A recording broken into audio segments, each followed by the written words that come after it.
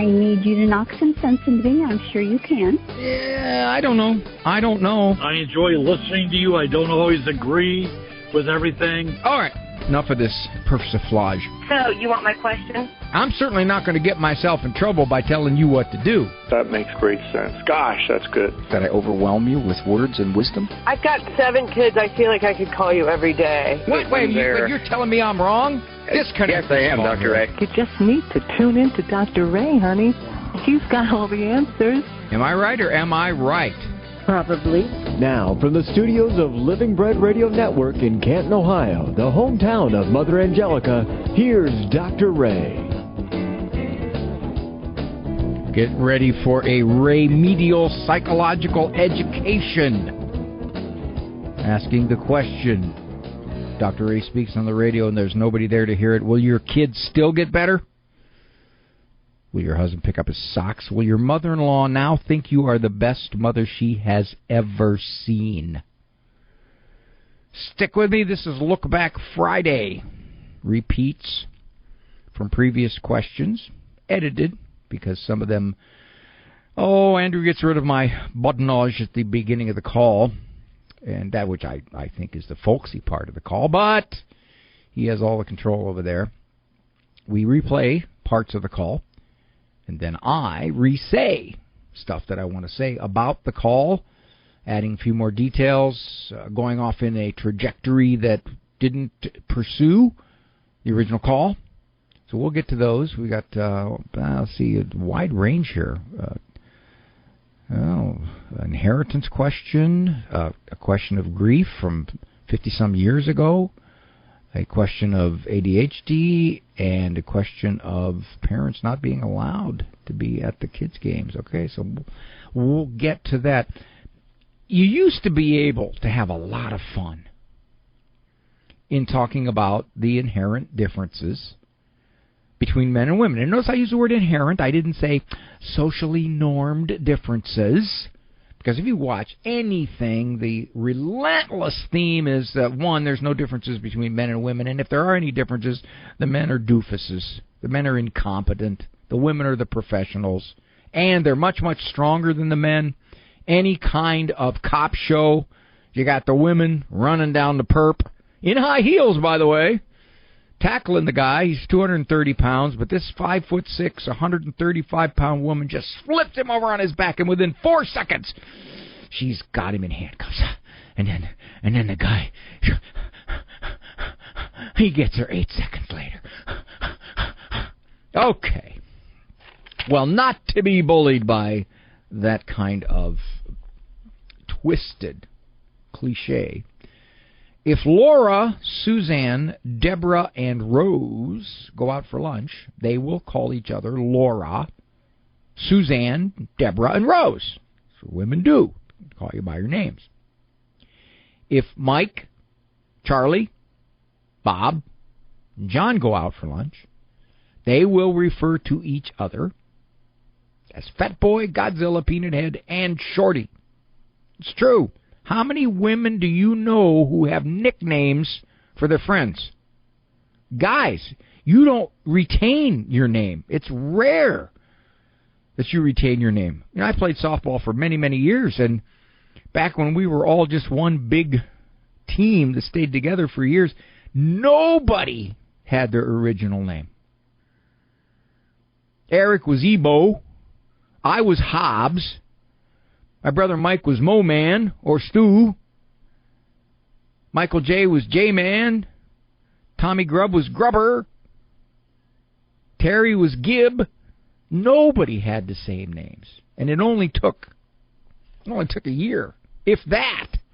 And typically the names went through multiple iterations. For money, a man will pay $2 for a $1 item that he wants. A woman will pay $1 for a $2 item that she doesn't want. Now, I noticed this myself. I've got 6 items in my bathroom. Toothbrush, shaving cream, razor, bar soap, and deodorant. My bathroom.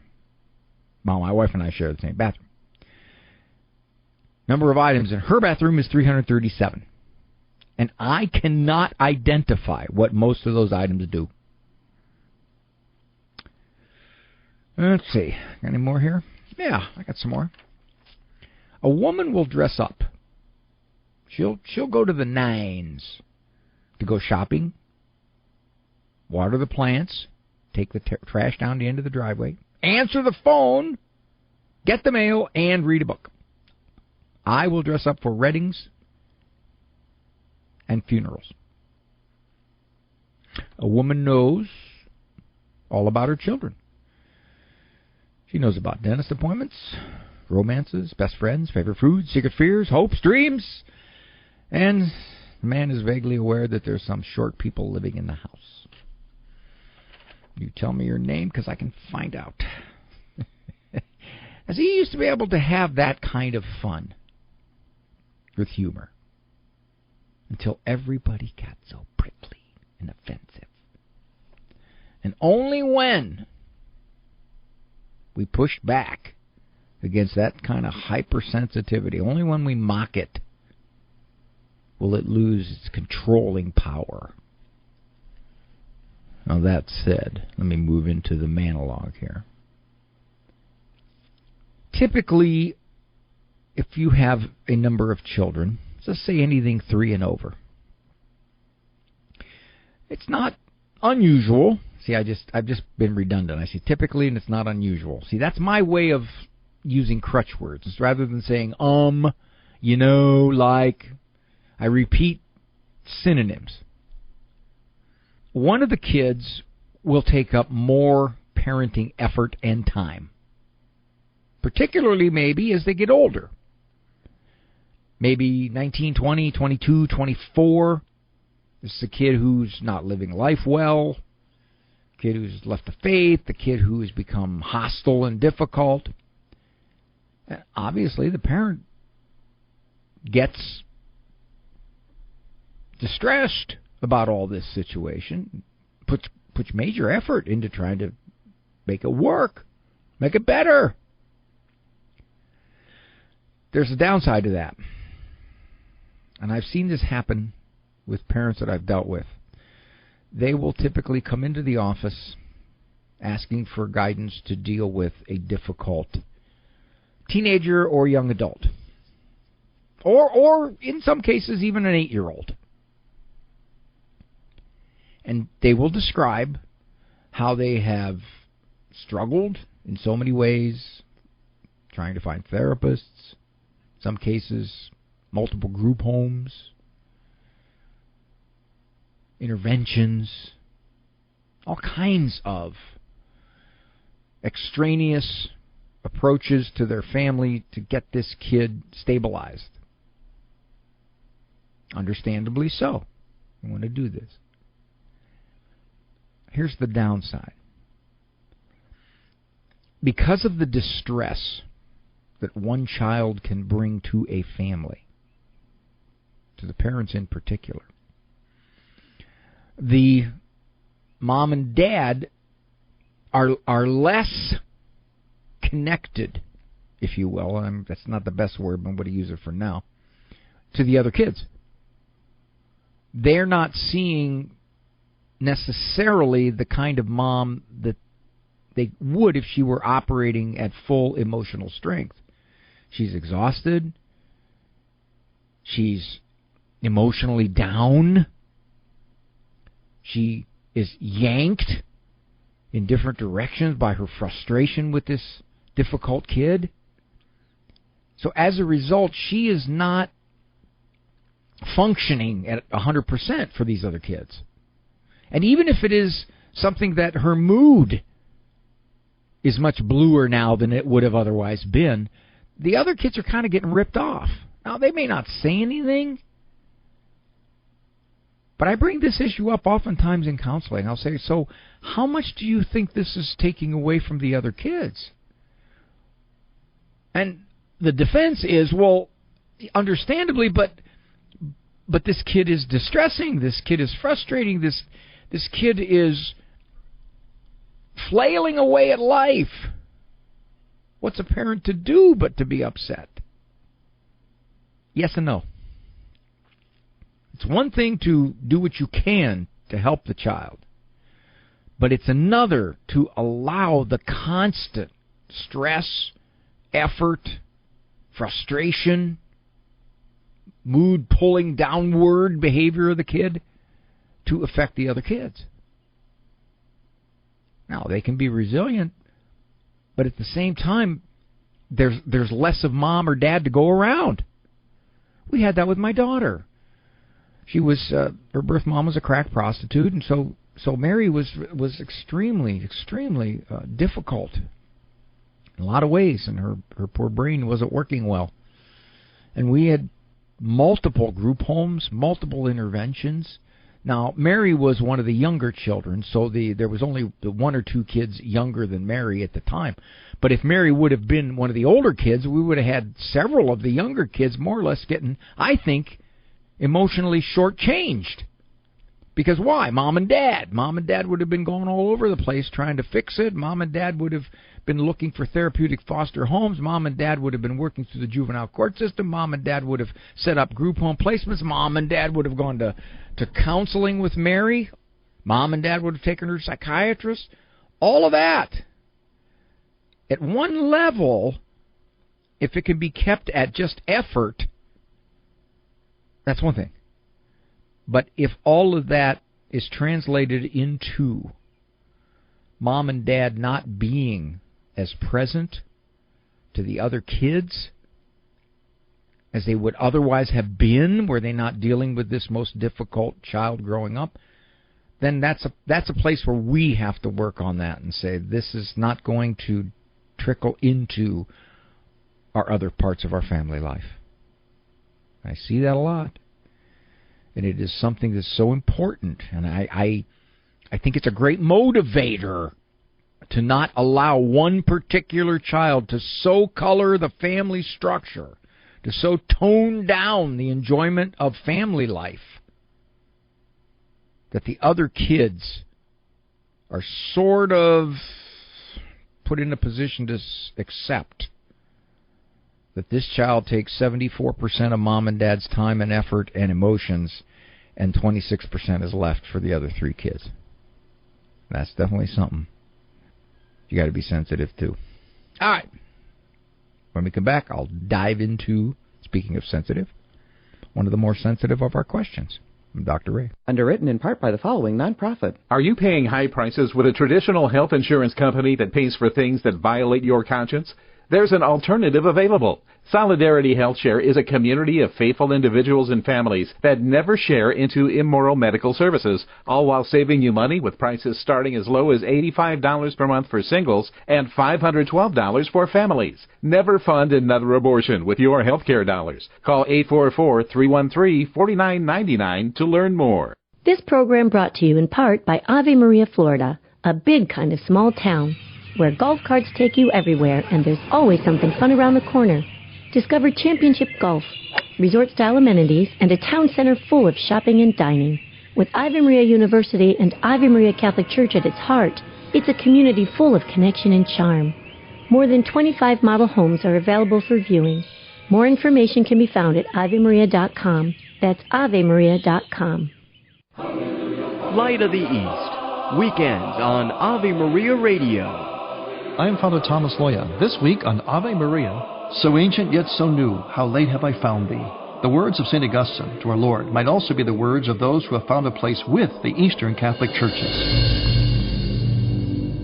Now on Ave Maria Radio's newest FM stations, 105.5 FM in Southfield and 107.9 FM in Ann Arbor.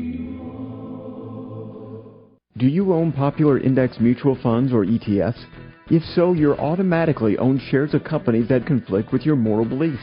Ave Maria mutual funds are managed to conform to pro-life and pro-family values. Long-term investors can invest in the no-load Ave Maria mutual funds. The experienced professional portfolio managers make decisions based on investment fundamentals and pro-life values. You can learn more about Ave Maria mutual funds today at 866-AVE-MARIA or visit AveMariaFunds.com.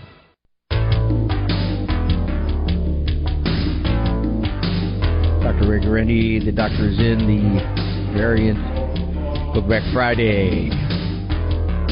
Boldly going where no brain has gone before.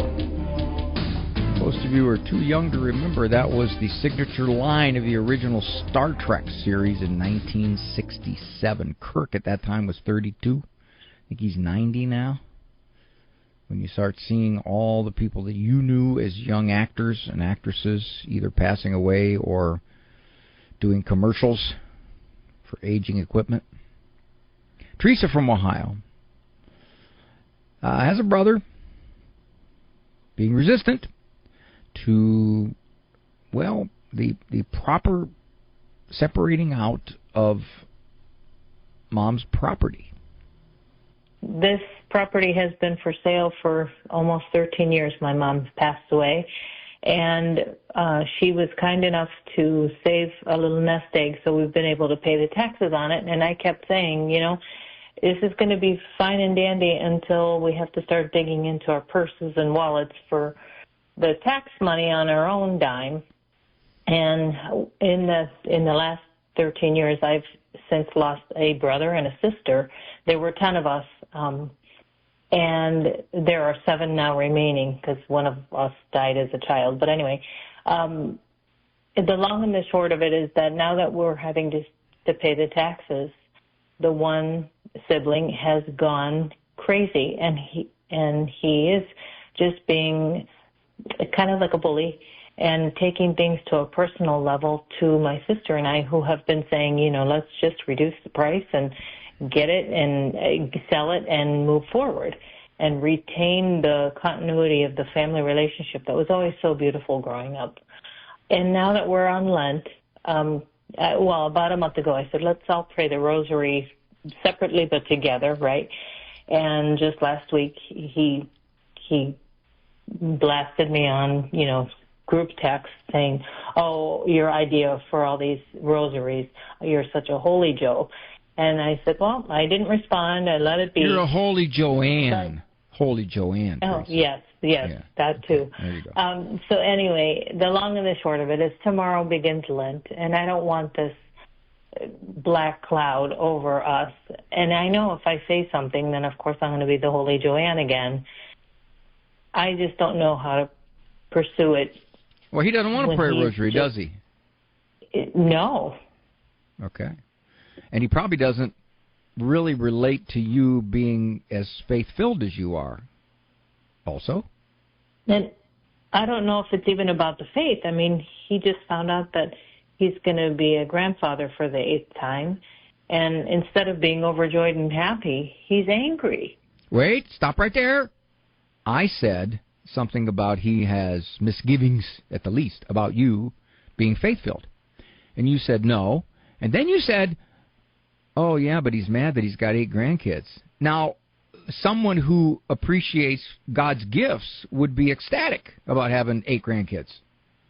Right. He's upset, which tells you a little bit about the way he thinks. And my guess would be, and I don't know him, and I can't know this, but I would guess that he doesn't relate well to your brand of faithful religion. I think that underlies this. But here's my more particular question.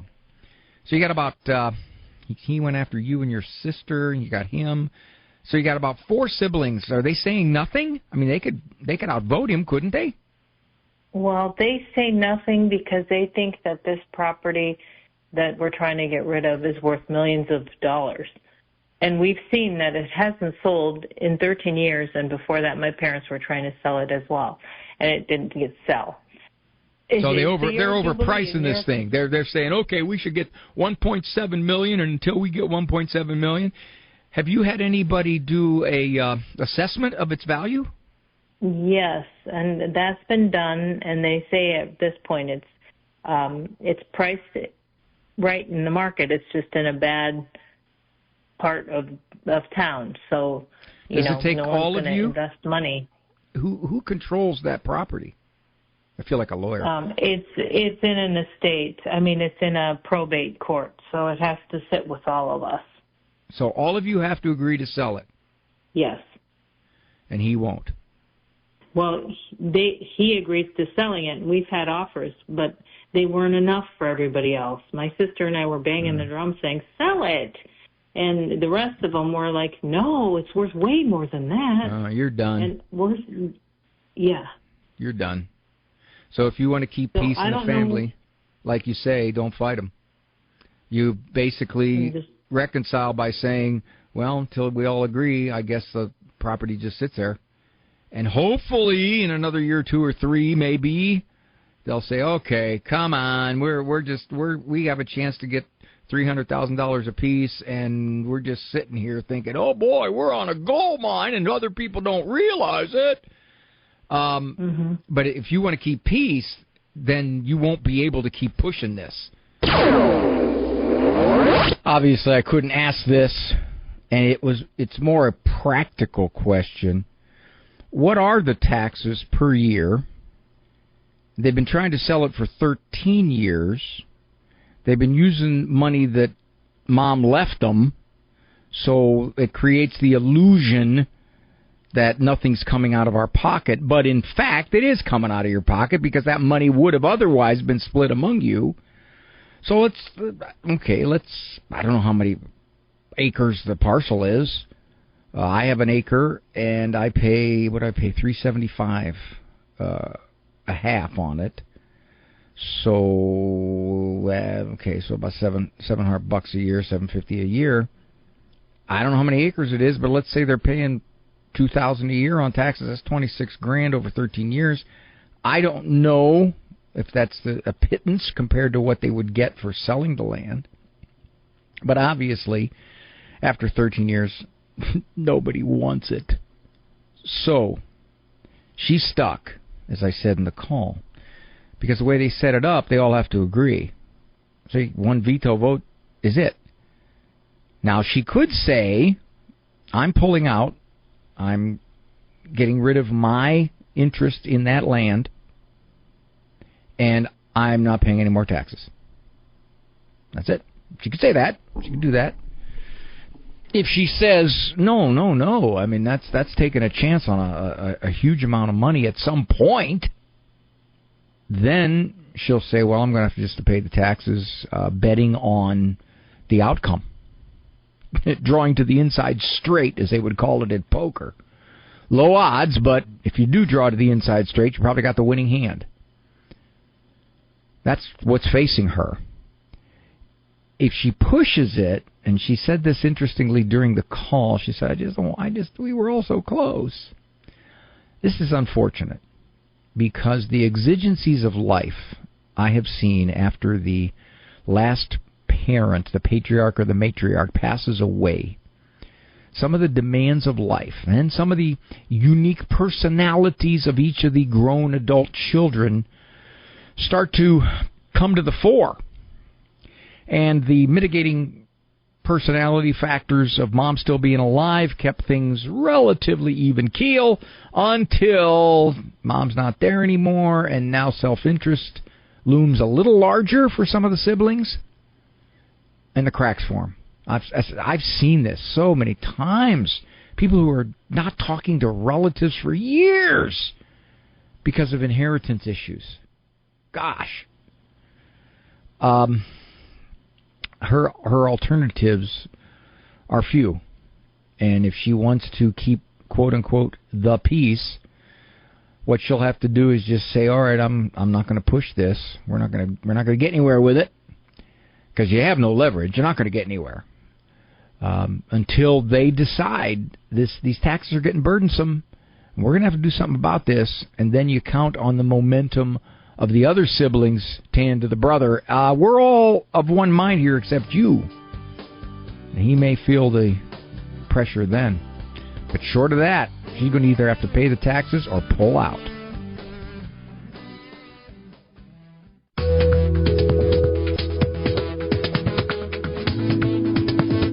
Thank you for joining me here. Dr. Ray Guarendi, program Doctors In version of the program. Look back Friday, taking calls and then playing parts of them, and I get to talk more about him from various perspectives and issues that necessarily didn't lend themselves to the first time around call. I want to share a personal story about inheritance. My mom passed away. It's been some 18 years now. The funeral was at St. Anthony Parish in Canton, Ohio, and I've said this before on this program, St. Anthony Parish, was the parish of a woman named Rita Rizzo. Rita Rizzo was the given name of Mother Angelica. She went to St. Anthony's, and that was not unusual. In those days, it was a law. If you were Italian, you went to St. Anthony's. We had a funeral at St. Anthony's. Myself, my brother, and my two sisters were all there. My sister, after Mass, got up and said a few words about my mom. A very, very touching kind of thing. Me, as the one known as the speaker, really couldn't follow that because it was just a beautiful, I don't want to say eulogy, but a beautiful remembrance of my mom. But I got up, and I made the point that, sadly, tragically, it's not totally uncommon that families have rifts after the matriarch-patriarch passes away and the siblings have to divide the spoils, if you will. And I said that's not happening in our family. I said most of us are very agreeable. If you want something, you take it. Whatever the cars were, my parents had left a certain amount of money to each of us. I said, whatever they want, as far as I'm concerned, is perfectly fine with me, with one exception. I would like sole possession of my mother's coupon book, valued at $1.26 million. My mother grew up during the Depression. She never bought anything without a coupon. I think my birth was a coupon. I think she paid $8 for my birth. And we had the coupons for the funeral. It was $12, I think. $12. Yeah, Mom spent a lot of time with her coupon book, boy, I'll tell you what. All right, boys, Andrew, I cut it short here. We're gonna bump up against the break, but let's try it. And we'll go Gabriel. He's our shortest one. His wife doesn't want his parents at the kids' game. Let's find out the details on that. Can you kind of be aware of why your wife doesn't want your parents to go see the kids play soccer? Do you know the specifics? No, not really. I mean, like I said, she can throw out 100 complaints about what they do. They're really involved in my life, in our life. They want to be involved. They're empty nesters. They have 3 boys. I'm one of 3 boys, all outgrown, all have kids, all raised Catholic. You know, they're great parents. You know, they can be overbearing, I guess some people would say. You know, it doesn't bother me. You know, I don't. Yeah, but it bothers her. Absolutely, absolutely. Well, you just gave me the answer. You know that, don't you? Yeah, but I had to just get it confirmed. Well, the answer is this. She thinks your parents are a little intrusive. You call it over-involved. She calls it intrusive. She thinks they got too much presence in your life. Am I wrong so far? No, 100% correct. Okay.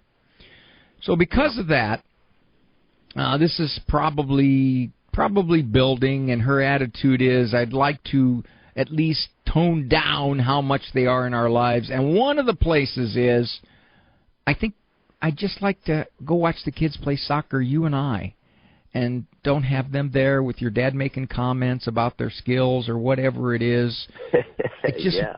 Okay, I'm 3 for 3. Man, oh man. That's it. I think I would ask her. Right I'd say, are you just basically saying you want this to be a family activity and you don't want to have to worry about what mom and dad are going to say or do or whatever it is they involve themselves in? Did you ask her that directly? I really might not even have to, because the way you explained it is exactly how she has said it to me. I just couldn't think of it with my wording, I guess. But that's basically the brunt of it. She wants it to just be us. You know, she doesn't, you know, exactly how you explained it. Well, you could tell your parents. You could say, hey, Mom, Pop, we love you, and we love you having you around, But this is a family activity that my wife, Laura, or whatever her name is, would like to just do with us. And if they're as respectful and sweet as you say they are, they'll go, oh, absolutely, no problem. Will they do that? No. Oh! See that? You just upended everything you said. Because you said how they're cooperative and pleasant and they're great parents and all of this. And if you tell them, hey, on this particular activity, and I got to believe there's more activities than just soccer, but on this particular activity, wife, whatever her name is, wants us just to have a family there and just to watch it and be our little family group, and they will take that personally. You don't want us there. Why wouldn't you want us there? We want to be involved. We want to cheer the kids on. Exactly. Ah. Yep. The thing about it is, like I know that that's what's, and I would agree that's what I need to do. It's the courage factor on my part. That's a hard thing to do. Do you know? Okay, wait a minute. Wait a minute, Gabriel. Why does it take courage? If your parents were that agreeable, it wouldn't take any courage at all. You know what? Can I give you their phone number?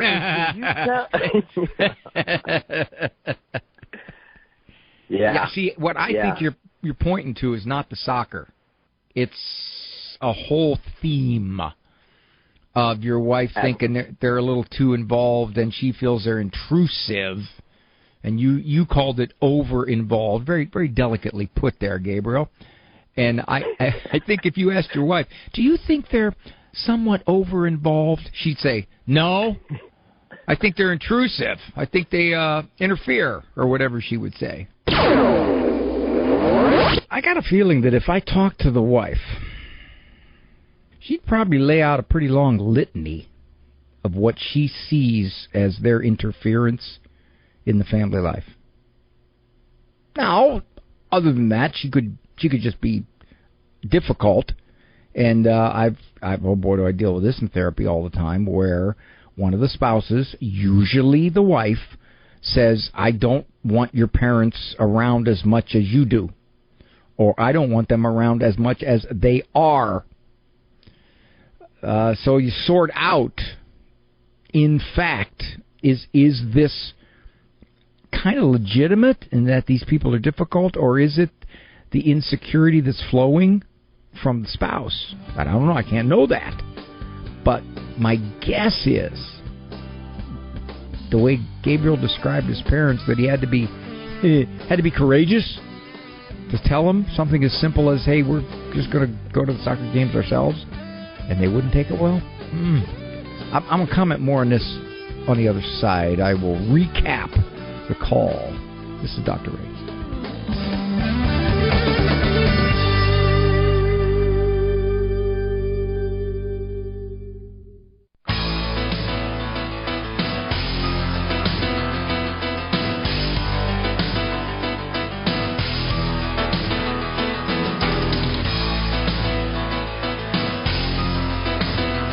Dr. Ray Guarendi, the program Doctor is in. My website is drray.com, drray.com.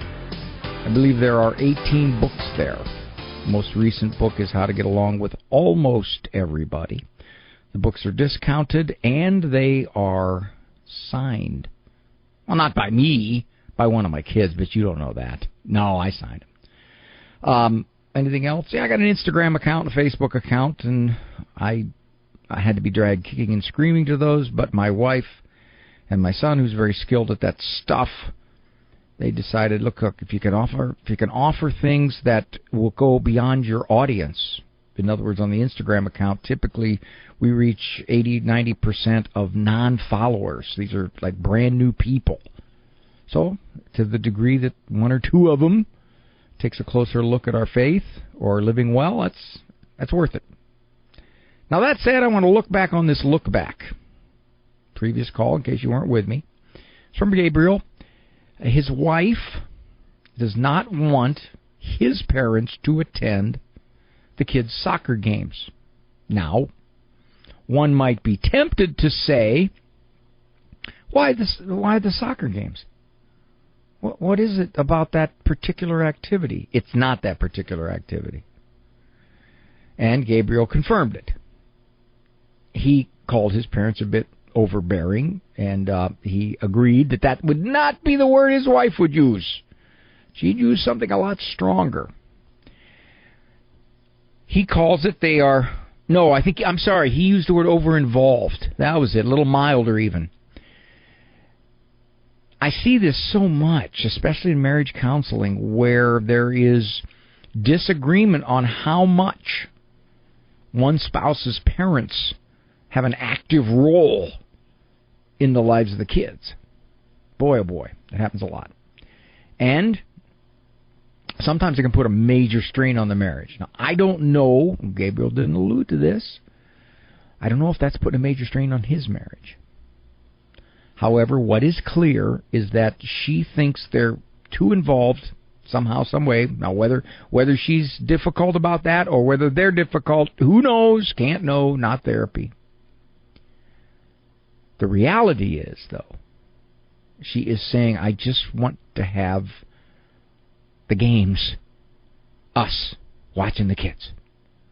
And he acknowledged that Grandpa is likely to say things or yell things or do whatever, coach from the sidelines or make comments from the sidelines that she doesn't like. Maybe she just wants to keep a very low profile, and he makes it real obvious he's there, as he sees it, cheering on the kids, but she sees it as a kind of obnoxious commentary, drawing too much attention to them. If that's the case, I suspect in the near future she's going to take a stronger stance on this. It's not simply, I don't want them there. It's, they're not coming there. If they go, I'm not. That wouldn't be unusual. He needs to go to his parents. And I didn't say this during the call. I should have said it. Go to his parents and say they both think that this would be a nice family activity with just them and the kids, rather than saying his wife wants it that way. There's already a strained relationship there, you know that, between the wife and the in-laws. He includes himself in that. I should have been more clear about that. That's why it's Look Back Friday. And he also said he had to muster up the courage, because the implication is he ain't going to take it well. They're not going to be easily agreeable. Oh, absolutely, certainly. I understand that. I respect it. You guys want to have some family time there. Okay. See, what I think is happening is that she's picking this as one of the easier ways to keep some of their involvement at a distance.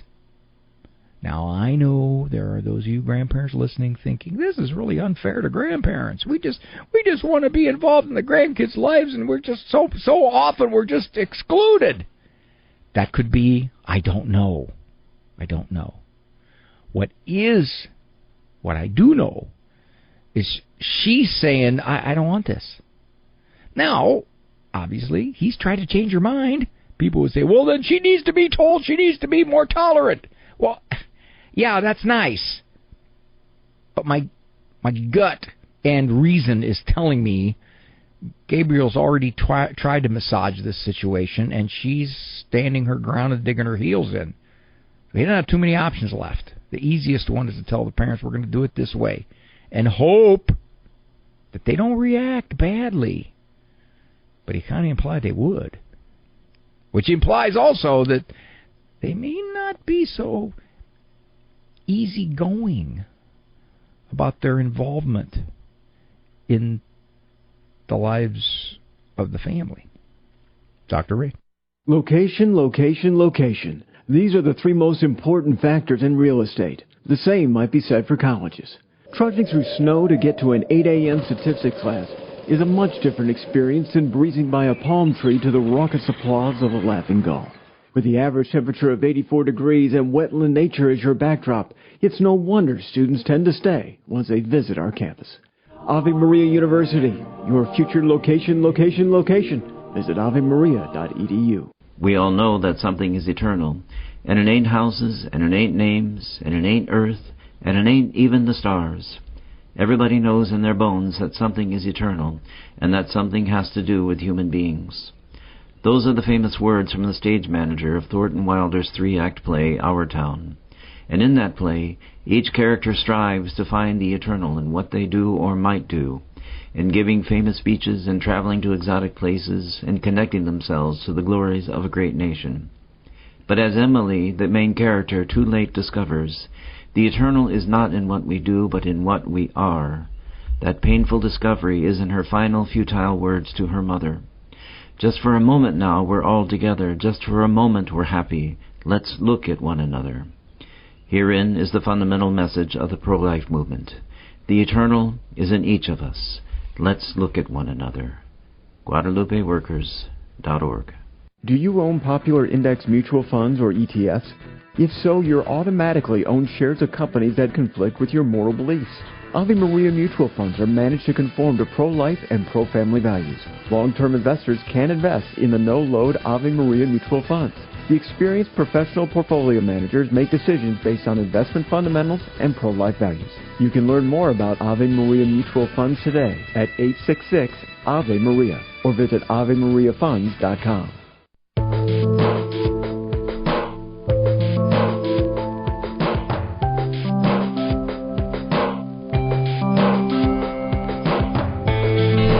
Thank you for joining me, Dr. Ray Guarendi, program Doctors In. Let's go to, I'm supposed to do that. There we go. Let's go to Carol from Virginia. How many years ago was that, dear? Well, it was in 1973. All right, so you're saying that's about 50 years ago, 52 years ago. Wow. And I'm 78 years old. So really. He was very young. You were in your 20s, and he was also probably in his 20s, right? He was 33, and I was 26. My gosh, dear. Wow, that's. And I'm assuming you never remarried? No. Okay. And you said you were pregnant right before he passed in 1973? Yes, and I didn't know it. So at the funeral, I felt so bad with his parents and everything. And here I was, I'm running to the door to throw up outside in the grass. It was really hard. You think that you haven't grieved over this? Obviously not, because, man, I'm grieving now. Well, yes and no. Why do you think you're grieving 50 years later at a level heavier than, say, 50 years ago? I don't know. All I know is different things pop up, and I cry, and I cry, and I cry. Do you think it's because that you're thinking about what didn't happen? In other words, okay, you say you're 78, and you're thinking, I realize that I always hoped that my spouse would be with me all the way to the end of our late lives, and that didn't happen. That's true. And so it's kind of a grief for what was lost, a 50-year marriage, a cooperative effort in raising the children, in a companionship, in love given and taken. I think, is it possible that as you're looking back on your life, this seems so much more emotionally potent because you're thinking about all that could have been? That could very well be, because I am there, yes. God bless you, dear. God bless you. I had a wonderful husband. I'm so sorry that he had to leave me. And I think that, how should I say this, Carol? I don't think you're not unresolved in your grief. I think what's happening is, as you think about things and sort them through, as you get older, things look differently.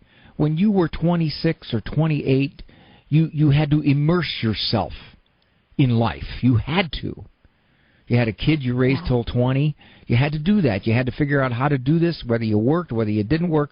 All of that stuff was impinging upon you. So it isn't that you didn't grieve then. You did. I'm sure you did. Maybe you forget how much you did as you look back. But you had distractions. Well, now you don't have those distractions. You have more time to think. And you think about this stuff.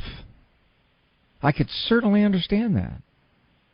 Now, you said, do you need counseling? Well, I mean, I can't make that judgment, but wouldn't seem like you do just because you cry over what was missed. I think that's kind of a beautiful sign of love for your husband, that to this point he still creates such a beautiful sense of emotional love in you. Yes, I do love him very much. Well, you always wonder, what is heaven like? And how and who and will we know our loved ones? I mean, it seems hard to believe that God putting such a powerful emotion in us, like love, would then, when we get to heaven, we wouldn't have any of that for those that meant so much to us on earth. I got to figure that's got to be one of the rewards of heaven, to be able to see those that were there and that we love deeply. So what do you suggest? I suggest that when you cry, you say a prayer and you say, thank you, Lord, and I hope and pray that I'm going to see my husband again. That's what you do when you cry, and you allow yourself to cry. You don't interpret it as, oh, no, I'm finally grieving 50 years later. I don't think so. Yeah, poor Carol was thinking, what's wrong with me? And when that happens, you have to interpret your reactions, whether it's anxiety, whether it's depression, it's frustration. You have to interpret it. And the interpretation that you give it can make you feel that something's wrong with you. I think that was really the basis to Carol's question. Why now? What's happening to me? If she reinterprets it like we talked, which is events have changed now in her life. She herself is moving toward the end of earthly life. She's not 28 anymore.